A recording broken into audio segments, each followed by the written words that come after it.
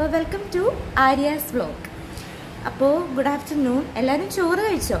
ഞാനപ്പോൾ ചോറ് കഴിക്കാൻ പോവാണ്. അപ്പോൾ ചോറ് കഴിക്കാൻ പോയപ്പോൾ ഞാൻ വിചാരിച്ചു എല്ലാവർക്കും എൻ്റെ ലഞ്ച് ഒന്ന് കാണിച്ചു തന്നാലോ. അപ്പോൾ നമുക്ക് കാണാം. ചോറ്, ചെറുപയർ, അച്ചാർ. ഇന്ന് ഫിഷ് കറി ഇല്ല. ഇന്ന് എനിക്ക് ഫിഷ് കറി വെക്കാനുള്ള സമയം കിട്ടിയില്ല.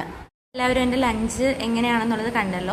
അപ്പോൾ ആ റൈസ് ഞാൻ പറഞ്ഞിരുന്നു, ആദ്യത്തെ എൻ്റെ വീഡിയോയിൽ ഞാൻ പറഞ്ഞിരുന്നു ഞാൻ 8 സ്പൂൺസ് ആണ് എടുക്കുന്നത്, അല്ലെങ്കിൽ ഒരു കപ്പാണെന്ന് ഞാൻ പറഞ്ഞത്. ഒരു കപ്പ് റൈസാണ് എടുക്കുന്നതെന്ന് പറഞ്ഞിരുന്നു. അത് ഞാൻ കാണിച്ചു തരാം. ഞാൻ എടുക്കുന്നപ്പോൾ ഇപ്പോൾ എടുത്തിരിക്കുന്ന 8 സ്പൂൺസ് ആണ്. അത് ഈ സ്പൂണിലാണ് ഞാൻ എടുക്കുന്നത്. 8 സ്പൂൺസ് എടുക്കും. ഈ അളവിലെടുക്കും. അത് ഞാൻ മാറ്റം വരുത്താറില്ല. പിന്നെ ഞാൻ എടുക്കുന്നത് കപ്പാണെങ്കിൽ ഇത് ഈ കപ്പാണ് കേട്ടോ.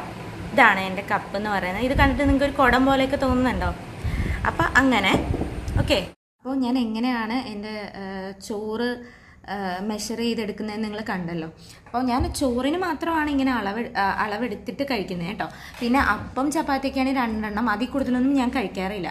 പിന്നെയെന്ന് വെച്ചാൽ എൻ്റെ ഏജ് എന്ന് പറഞ്ഞാൽ 28 വയസ്സേ എനിക്കുള്ളൂ. അപ്പോൾ എനിക്ക് പ്രത്യേകിച്ച് ഒരു റെസ്ട്രിക്ഷൻസ് ഒന്നുമില്ല. എനിക്ക് എന്തോരം വേണമെങ്കിലും ഫുഡ് കഴിക്കാം. പിന്നെ എനിക്കൊരു കൺട്രോൾ വരുത്തിയെന്നേ ഉള്ളൂ.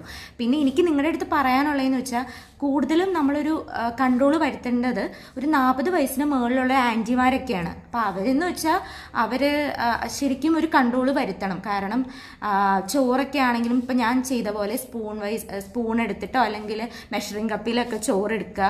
വേറെ എന്തായാലും 2 എണ്ണം, അതിൽ കൂടുതൽ കഴിക്കരുത്. കാരണം ഇപ്പം ഈ പറയുന്ന പോലെ ഷുഗർ, കൊളസ്ട്രോള് അല്ലെങ്കിൽ അങ്ങനത്തെ ഉള്ള അസുഖങ്ങളൊക്കെ എന്തായാലും അവരെ തേടിയെത്തുന്ന ഏജാണ് ഈ 40 വയസ്സിന് മുകളിൽ എന്ന് പറയുന്നത്. അപ്പം അവർക്ക് ഇതൊരു അപ്പോൾ ഇന്നത്തെ എൻ്റെ ഈ കുട്ടി വീഡിയോ എല്ലാവർക്കും ഇഷ്ടമായെന്ന് വിശ്വസിക്കുന്നു. തൊട്ടടുത്ത് കിടക്കുന്ന ബെൽ ബട്ടണിൽ നിൽക്കാൻ മറക്കല്ലേ.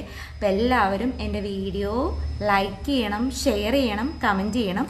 അപ്പോൾ അടുത്ത വീഡിയോയിൽ കാണുന്നവരേക്കും ബൈ.